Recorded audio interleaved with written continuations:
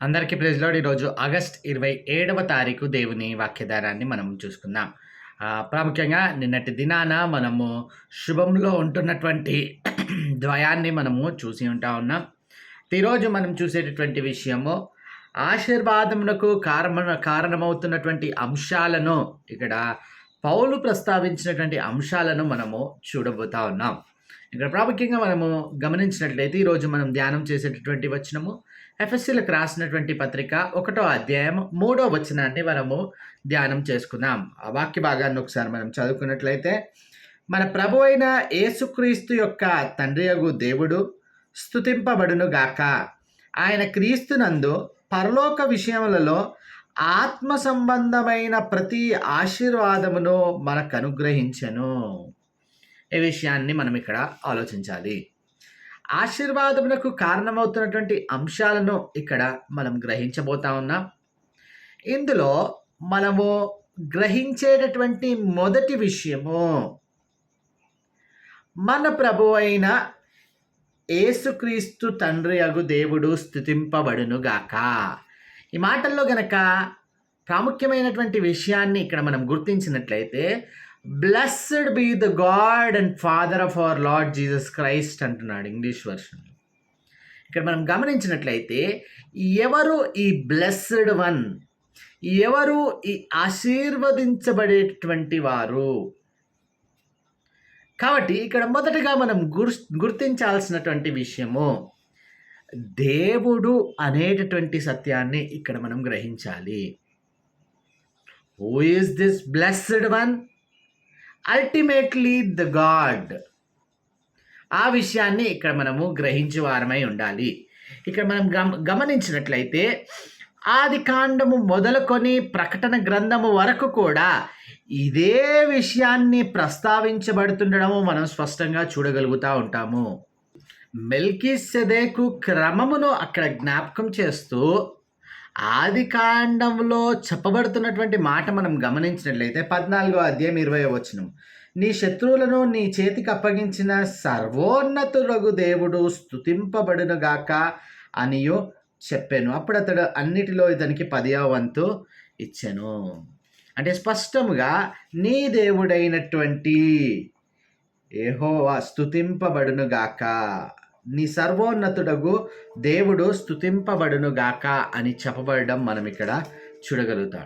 ఇదే విషయాన్ని తిరిగి మనము ప్రకటన గ్రంథంలో కూడా చూడగలిగితే, ప్రకటన గ్రంథం 5వ అధ్యాయం 13వ వచనాన్ని మనం గ్రహించగలిగితే అక్కడ చెప్పబడుతున్నటువంటి స్పష్టమైనటువంటి మాట, అంతటా పరలోకమందును భూలోకమందును భూమి క్రిందను సముద్రములోను ఉన్న ప్రతి సృష్టము, అనగా వాటిలోనున్న సర్వమును, సింహాసనాసీనుడైన ఉన్నవానికి గొర్రెపిల్లకును స్తోత్రమును ఘనతయు మహిమ ప్రభావమును యుగయుగములు కలుగునుగాకని చెప్పుట వింటిని. కాబట్టి స్పష్టంగా ఆ బ్లెస్డ్ వన్, ఆ స్తుతింపబడేటటువంటి వారు దేవుడు అనేటటువంటి విషయాన్ని స్పష్టంగా మనము గుర్తించగలుగుతూ ఉంటాము. కాబట్టి ఈ అంశాలలో, అంటే ఆశీర్వాదమునకు అంశాలలో మనము గుర్తించేటటువంటి మొదటి విషయం, ఎవరు ఆ బ్లెస్డ్ వన్? దేవుడు. ఇప్పుడు ఈ క్రమమును గనక మనం ఆలోచించగలిగితే, చాలామంది ఆశీర్వాదానికి ఇచ్చే నిర్వచనం వేరు, ఇక్కడ మనం నేర్చుకునేటటువంటి ఈ ఆశీర్వాదానికి గమనించగల నిర్వచనము అది పూర్తిగా విభిన్నమై ఉంటున్నట్టుగా మనం గుర్తించగలగాలి. మొదటి విషయము, ఎవరు ఆ ఆశీర్వదించేటటువంటి వారు? ఎవరు ఆ ఆశీర్వదించేటటువంటి వారు? స్పష్టంగా చెప్పబడుతున్నటువంటి మాట ఆ దేవుడే. మనం గమనించగలిగేటటువంటి విషయము, ఇక్కడ చెప్పబడుతున్నటువంటి మాటలు మనం చూడగలిగితే, మన ప్రభు అయిన యేసుక్రీస్తు యొక్క తండ్రియగు దేవుడు ఎంత స్పష్టంగా అక్కడ చెప్పబడుతుందో అది మనం గుర్తించగలగాలి. ఎవరు ఆశీర్వాదమునకు కారకులు? ఎక్కడ నుంచి ఆశీర్వాదం మనకు కలుగుతుంది? తండ్రి అయినటువంటి దేవుని నుండియే అనేటటువంటి విషయాన్ని స్పష్టంగా గుర్తించు వారమై ఉండాలి. అదే విషయాన్ని యాకోబు భక్తుడు యాకోబు పత్రికలో రాస్తున్నటువంటి విషయాన్ని గనక మనం ఆలోచిస్తే 1వ అధ్యాయం 17వ వచనంలో, శ్రేష్టమైన ప్రతి ఈవియు సంపూర్ణమైన ప్రతివరంను పరసంబంధమైనదై జ్యోతిర్మయుడగు తండ్రి యొద్ద నుండి వచ్చును. ఆయన యందు ఏ చంచలత్వమైనను గమనాగమనముల వలన కలుగు ఏ ఛాయ అయినయూ లేదు. అంటే ఇక్కడ క్రిస్టల్ క్లియర్గా ఎక్కడ నుంచి వస్తుందో అనేటటువంటి మాట కూడా తండ్రి అయిన దేవుని నుండి అనేటటువంటి ఆ మాటను మనము శ్రేష్టమైన ప్రతి ఈవి అంటాడు.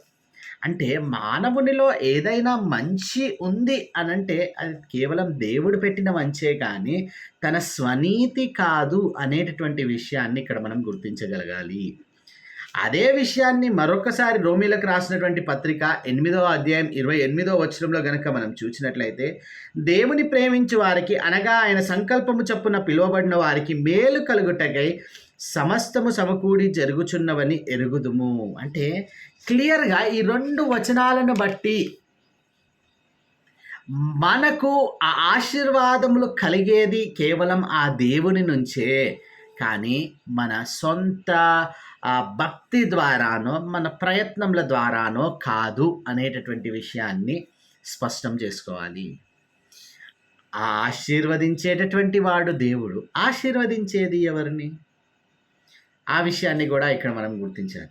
ఆశీర్వదించేది ఎవరిని అనేటటువంటి మాట మనం ఇక్కడ చూచినట్లయితే, మనకు అనేటటువంటి ఆ మాటను మనం ఇక్కడ గుర్తించగలగాలి. అంటే క్లియర్గా it is for the believers. విశ్వాసులకు ఆయన ఈ ఆశీర్వాదాన్ని అందిస్తాం.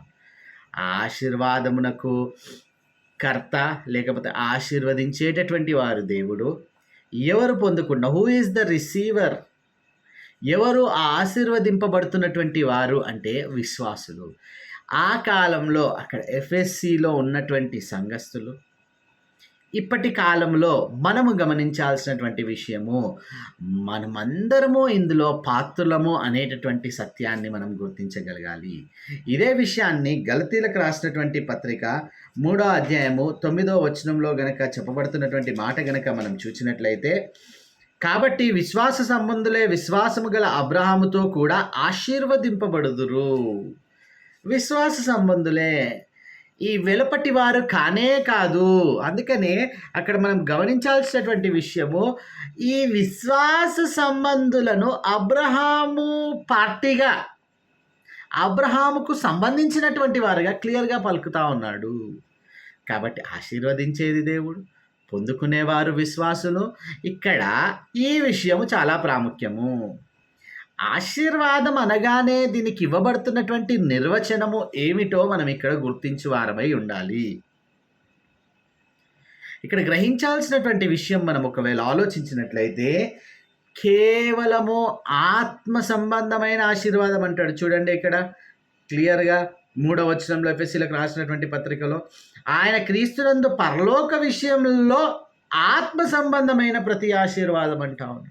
ఆత్మ సంబంధమైన ప్రతి ఆశీర్వాదం. ఈరోజు ఈ తేడాలోనే అనేక మంది విశ్వాసులు దారి తప్పిపోవడం, వ్యర్థమైన ఈ లోకపరమైనటువంటి మెటీరియలిస్టిక్ బ్లెస్సింగ్స్ కొరకు, అంటే ఆ శారీరకమైనటువంటి వస్తుపరమైనటువంటి ఆశీర్వాదాల కొరకు పరిగెడుతూ దారి తప్పిపోతుండడం మనం గుర్తించగలిగాం. కానీ దేవుని వాక్యం ఇక్కడ స్పష్టంగా మాట్లాడుతున్నటువంటి విషయం ఆత్మ సంబంధమైన ప్రతి ఆశీర్వాదం అంటా ఉంటుంది. అంటే క్లియర్గా ఇక్కడ the blessing is related to only the spiritual aspect.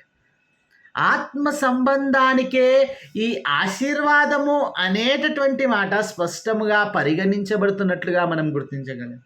అంతెందుకండి, మనం ఆలోచిస్తే యాకోబు తనకు ఎంతో, అంటే ఆయన అక్కడ తన మామ దగ్గర పనిచేసిన తర్వాత 2 భార్యలు కలిగి పిల్లలు కలిగి అనేకమైనటువంటి పశు సంపద ఆయన కలిగి అక్కడ కేవలం ఏశావుకి ఇచ్చినటువంటి ఆ కానుకనే ఎంతో ఉంటుంది అక్కడ. అయితే వీటిని గనక మనం ఆలోచిస్తే, కానీ ఆ యాకోబు బేతేలు దగ్గర దేవునితో ప్రార్థనలో రాత్రంతా పోరాడినది దేనికి? నీవు నన్ను ఆశీర్వదించితేనే గాని నేను నిన్ను వదలను అనేటటువంటి మాటను మనం స్పష్టంగా గుర్తించి, అంటే ఇక్కడ యాకోబుకు వస్తుపరమైనటువంటి విషయము ఏమి తక్కువైంది? కుటుంబపరంగా ఆయనకు అన్నీ ఉంటా ఉన్నాయి. ఆ రోజుల్లో కేవలం వారి యొక్క ధన సంపద, పశు సంపదల కొలమానముతో కొలవబడేది. అవి కూడా ఆయనకు చాలా ఎక్కువగా. It was an abundance for him. అయినా కూడా ఆయన దేని కొరకు అడుగుతున్నాడు? దేవుణ్ణి ఆశీర్వదించమని. బికాజ్ అన్ని సంవత్సరాలు యాకోబు అక్కడ ఉన్నా కూడా he did not understand what is the real blessing. ఈనాడు విశ్వాసులంగా మనం గ్రహించాల్సినటువంటి విషయం, ఆశీర్వాదము అనగానే కేవలము వస్తుపరమైనటువంటి ఆశీర్వాదము కానే కాదు, ఆత్మ సంబంధమైన ఆశీర్వాదము. ఈ విషయాలను స్పష్టంగా గుర్తించాలి. ఇక్కడ స్పష్టంగా గ్రహించాల్సినటువంటి సత్యము, ఈ ఆత్మ సంబంధమైన ఆశీర్వాదము అనగానే మన యొక్క ఆత్మీయ స్థితిగతుల్లో మనము ఎదుగుచుండడము. ఎట్లా ఇది సాధ్యపడుతుందండి? ఆత్మ సంబంధమైన the more you understand God, the more you will be blessed. దేవుణ్ణి నువ్వు ఎంతగా అర్థము చేసుకునే ప్రయత్నం, నువ్వు ఈ దేవుని గురించి ఎంతగా దినదినము తెలుసుకుంటా ఉంటావో అది ఆత్మ సంబంధమైన ఆశీర్వాదము, కానీ ఇంకా ఏది కూడా కాదు. ఇప్పుడు మన కాంటెక్స్ట్కి వస్తే, ఎట్లా నేను దేవుణ్ణి తెలుసుకున్నాను? How I may know him better and better. ఈ విషయాలు మనం ఆన్సర్ చేసుకునగలిగితే, ఆయన వాక్యమును ప్రతిదినము తరచుగా, లేకపోతే ఉంటున్నటువంటి విషయాలను వెలికి తీసి అర్థము చేసుకొని మనము ప్రతిదినము మరింతగా తెలుసుకునగలం. కేవలం దీనినే అక్కడ కన్సిడర్ చేస్తున్నాడు. ఆత్మ సంబంధమైన ప్రతి ఆశ ఆ వాక్యంలో, ఆయన యొక్క ప్రార్థనలో ఈనాడు మనము ఎదుగుచుండేటటువంటి క్రమమునే ఆత్మ సంబంధమైన ఆశీర్వాదమును. అంటే ఇక్కడ గ్రహించాల్సినటువంటి ఈ లోకపరమైనటువంటి విషయాల్లో పూర్తిగా జీరో. ఇక్కడ ఆ పరిశుద్ధాత్మని యొక్క శక్తి ద్వారా ఇట్టి క్రియలు మన జీవితాల్లో నెరవేర్చబడుతుండడం ఎంత ఉన్నతమైన విషయమో మనం ఒకసారి గుర్తించగలగాలి.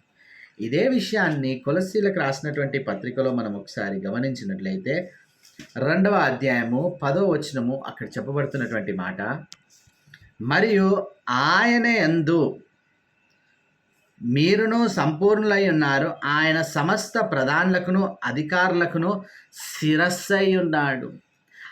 ఇక్కడ స్పష్టంగా చెప్పబడుతున్నటువంటి మాట గనక మనం ఆలోచించినట్లయితే, ఆయన యందు మనము సంపూర్ణులమై ఉన్నాము అంటే క్లియర్గా మనకి ఇక్కడ ఇవ్వబడుతున్నటువంటి నిర్వచనము, వీఆర్ కంప్లీట్ ఇన్ హిమ్. అంటే ఆయనలో మనం సంపూర్ణులమై ఉండేటప్పుడు ఈ లోకపరమైనటువంటి వస్తురూపేణ ఉండేటటువంటి ఆశీర్వాదము అది సంపూర్ణమైనదని మనం ఎట్లా నిర్వచించగలుగుతాం? కాబట్టి ఆయన అందే మనం సంపూర్ణము కాగలిగినప్పుడు ఈ మెటీరియలిస్టిక్ బ్లెస్సింగ్ అంటే though you may have in that in abundance, but you are not complete with that unless you are in him. ఆయనలో నీవుంటేనే సంపూర్ణమైన వాడిగా ఇక్కడ పరిగణించబడితే ఎంత క్లియర్గా చెప్తా ఉన్నాడు.